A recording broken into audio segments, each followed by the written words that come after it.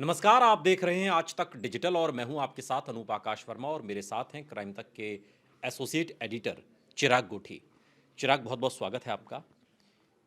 खबर पाकिस्तान से चली और हिंदुस्तान पहुंची। बीच में दो मुल्क और आए, सऊदी अरब और नेपाल। हम बात कर रहे हैं सीमा हैदर की, और सीमा हैदर को लेकर अब जो एक नई बात सामने आई है, दरअसल ये धमकी है, और ये धमकी आतंकियों की तरफ से दी गई है। ये तो हम सभी जानते हैं कि पाकिस्तान दरअसल एक आतंकिस्तान है, एक ऐसा मुल्क है जो आतंक की फैक्ट्री चलाता है, जहां आतंकवादी दुनिया के सबसे जो आतंकवादी हैं सबसे ज़्यादा वो पाकिस्तान में पाए जाते हैं। अब पाकिस्तान के आतंकियों ने धमकी दी है कि अगर सीमा हैदर को वापस हिंदुस्तान ने नहीं किया तो वो पाकिस्तान में रह रहे हिंदुओं पर अत्याचार करेंगे, उनकी महिलाओं के साथ रेप करने तक की धमकी दी गई। इस तरह के वीडियोस सामने आ रहे हैं। इस धमकी के बाद और यहाँ जो जांच चल रही है, इन दोनों चीज़ों को आप कैसे जोड़ रहे हैं? देखिए, अगर ये बात है तो मैं भी पढ़ रहा था सोशल मीडिया पर ये तमाम चीज़ें चल रही हैं, कई वीडियोज़ भी हैं। अ, ऐसे में पाकिस्तान की तरफ से भी आना चाहिए कोई जवाब, हालाँकि उम्मीद तो नहीं है कि आएगा, लेकिन सवाल ये उठता है कि यहाँ पर इन्वेस्टिगेशन किस तरह की चल रही है? क्या वो आईएसआई एजेंट है या नहीं है, या सिर्फ़ प्यार-मोहब्बत का मामला है? और अगर प्यार-मोहब्बत का मामला है तो बहुत सारे शक है, डेट ऑफ बर्थ को लेकर, उनके यहाँ पहुँचने से लेकर, उनके 4 बच्चों को लेकर, उनके अपने पति गुलाम से संबंधों को लेकर, ये तमाम ऐसी चीज़ें हैं। सवाल ये उठता है कि अभी तो हम सेंट्रिक जो सारा फ़ोकस हो गई है, मीडिया इस पर हो गई है।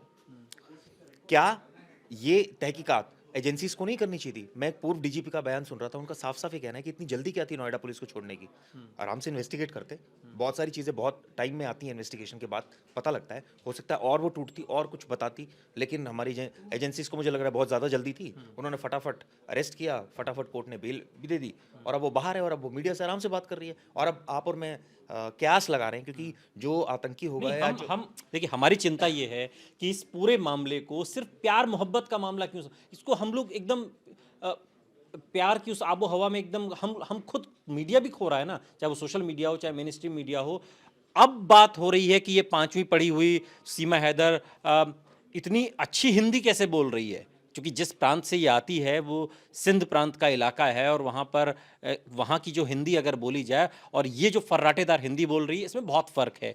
एक बात, दूसरी ये अंग्रेज़ी भी बोलती है, कंप्यूटर का अच्छा उसको नॉलेज है, और ये पांचवी पढ़ी हुई है। उम्र को लेकर जो खुलासे हो रहे हैं वो तो वैसे ही चौंकाने वाले हैं। ये खुद को 27-28 साल बताती है। जो इसका पाकिस्तानी आइडेंटिटी कार्ड है, जिस पर हमने चर्चा भी की, कल दिखाया भी, उसमें ये 21 साल है। इतनी सारी अनसुलझी पहेलियों के बीच पूछताछ भी फौरी हो गई, बेल भी मिल गई। इतनी जल्दबाजी क्यों है चिराग इस पूरे मामले में? यही समझ नहीं आ रहा, और मुझे तो लगता है कि पुलिस को सामने आना चाहिए और खुलकर अगर उनकी जांच हुई है, जिस भी दिशा की ओर बढ़ी है, वो आके बताएं मीडिया को कि हमारी जांच ये दिशा की ओर बढ़ी है।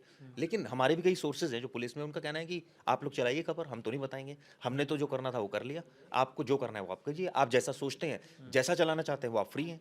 कहने का मतलब ये है कि जब प्रशासन ही इस मामले को लेकर इतना, मैं तो कहूँगा निश्चिंत है या बेपरवाह टाइप इसको कहा जाए, क्योंकि वो यहाँ आ गई, इसके बारे में चर्चा हो रही है उसकी, ये चर्चा नहीं हो रही वो कैसे आ गई। कैसे आ गई, और उसका मतलब तो एक सिक्योरिटी भाई ब्रीच है। पाकिस्तान की फौज में ही बताया आप ये जाता है। देखिए, फौज में है, सिक्योरिटी ब्रीच है, उसके डॉक्यूमेंटेशन अधूरे हैं। वो प्यार मोहब्बत की बातें कर रही है, 4 बच्चों को ले आई, उसका पति वहाँ चिल्ला रहा है कि मेरी पत्नी को भेजो, वहाँ से आतंकी अलग धमकियाँ दे रहे हैं उसको। तो ये आप सोचिए क्या हो रहा है ड्रामा ये।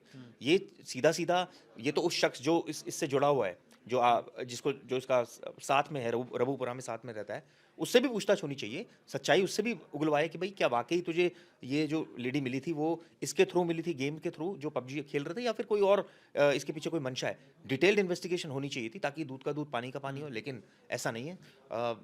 कई लोगों को ये लग रहा है, मैं तो खुलकर बोलूँगा, कई व्यूअर्स या कई ऐसे, वो तो कह रहे हैं कि ये तो आप हिंदू मुसलमान टाइप बना रहे हैं मामला, क्योंकि वो पाकिस्तान से आई, यहाँ पर वो है, इसलिए मामला दिखा रहे हैं।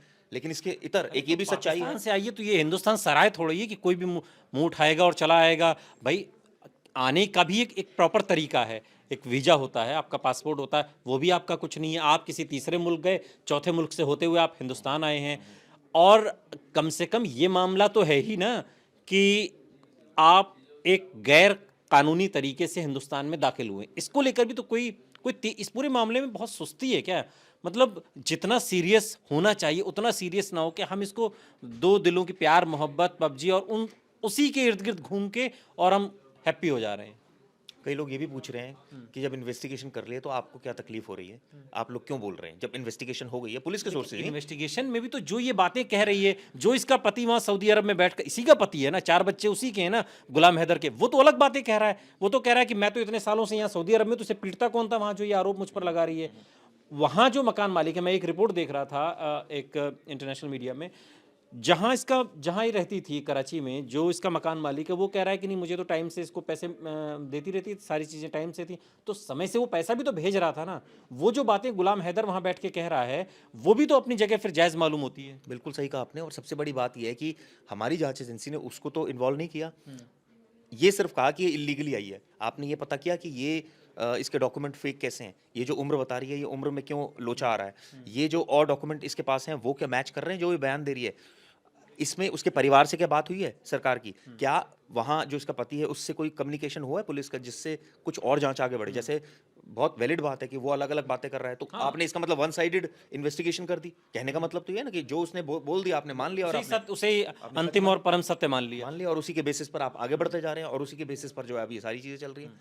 नीड टू बी इन्वेस्टिगेटेड, ये पूरा केस बहुत डिटेल में इन्वेस्टिगेशन होना चाहिए। लेकिन एक मुझे बताइए, जिस तरीके से ये आई है, क्या ये तो आईएसआई को एक एक कहीं ना कहीं एक मौका नहीं दिया जा रहा है कि अच्छा ऐसे भी आप हिंदुस्तान में भेज सकते हैं, प्यार मोहब्बत का चक्कर चलाइए, ऑनलाइन तो बहुत कुछ हो सकता है, ऐसे भी जा सकती है, और वहां का तो ये ढुलमुल रवैया है, इसमें तो ढुलमुल ही दिखेगा ना कम से कम अभी तो। बिल्कुल सिक्योरिटी ब्रीच है, इसको कहने में कोई मुझे गुरेज नहीं है। लेकिन जहाँ तक बात है कि आईएसआई का ये प्लान है, ये तो बहुत पुरानी चीज़ है, ये कोई पहली ऐसी नहीं आई। लेडी से पहले इकरा भी आई, बहुत आई। लेकिन सवाल ये उठता है इकरा को तो वापस भेज दिया ना, तो इसमें देरी पता नहीं क्यों हो रही है फिर। वही मैं बात कर रहा हूँ, इसमें देरी क्यों हो रही है, इन्वेस्टिगेशन प्रॉपर क्यों नहीं हुई, या पुलिस खुलकर आए ये बोले कि हमने इन्वेस्टिगेट कर लिया है और हमारे हिसाब से क्लीन चिट है। क्लीन चिट है। पुलिस ने तो कोई प्रेस कॉन्फ्रेंस तो मेरी समझ में अभी तक की नहीं है कि हमने इसको पकड़ा, इससे ये पूछा, इसने ये चीजें कबूल की, ऐसा तो कुछ आया नहीं अभी तक। मैं वही तो कह रहा हूँ, वो आकर ये बोल दें, जो रियलिटी वो बता दें कि हमारी जांच ये बोलती है, आपको जो बोलना है बोलिए, हमारी जांच ये बोलती है, हमने इन्वेस्टिगेट कर लिया। तो कम से कम एक बार को दूसरे पक्ष को इस तसल्ली हो जाएगी कि आपने कर लिया। जब कुछ आप कम्युनिकेशन ही नहीं कर रहे किसी भी लेवल पर, तो फिर तो एक सवाल पता नहीं मुझे पूछना चाहिए या नहीं, और कितना ये ऑकवर्ड है, लेकिन फिर भी मैं पूछ लेता हूँ क्योंकि बहुत सारी बातें हो रही हैं। 4 बच्चे लेकर आई है, दोनों हस्बैंड वाइफ की तरह ही रह रहे हैं। ये मामला और ऐसे ही धीरे धीरे अगर चला जाए, वक्त बीतता जाए, एक और अगर संतान इन दोनों की होती है, उसका क्या होगा फिर? मतलब वो क्या हिंदुस्तान का नागरिक है, वो भी पाकिस्तान, मतलब इसका ये भी तो एक बड़ा जेन्युइन आपने क्वेश्चन पूछा। पहला तो ये है कि ये लेडी पाकिस्तानी है, बहुत क्लियर कट हो गया है। ये यहाँ इलीगली रह रही थी, ये साफ हो गया है। अब 2 बातें, या तो वो यहाँ की सिटीजनशिप ले, अगर उसको यहीं रहना है, धर्म अपनाना है ले, ये तब संभव है जब वो स्पाई नहीं हो। उसके बाद वो शादी करे, बच्चे करे, वो बच्चे जो है वो उनकी नेशनलिटी ऑब्वियसली अगर ये यहाँ की होगी तो वही नेशनलिटी हो जाएगी।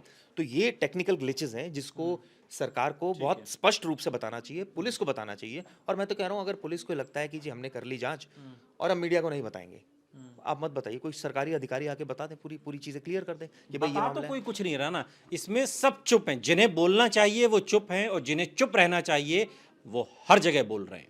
सीमा हैदर और सचिन हर जगह बोल रहे हैं, और अब तो मैं कल सुन रहा था उनका अपना अब यूट्यूब चैनल और सोशल मीडिया पर उनका खुद का अपना बनाने की भी तैयारी चल रही है। इन सब के बीच सवाल ये है कि सीमा हैदर की सच्चाई हिंदुस्तान को पता चलनी चाहिए, जो अभी तक उस पर पर्दा पड़ा हुआ है।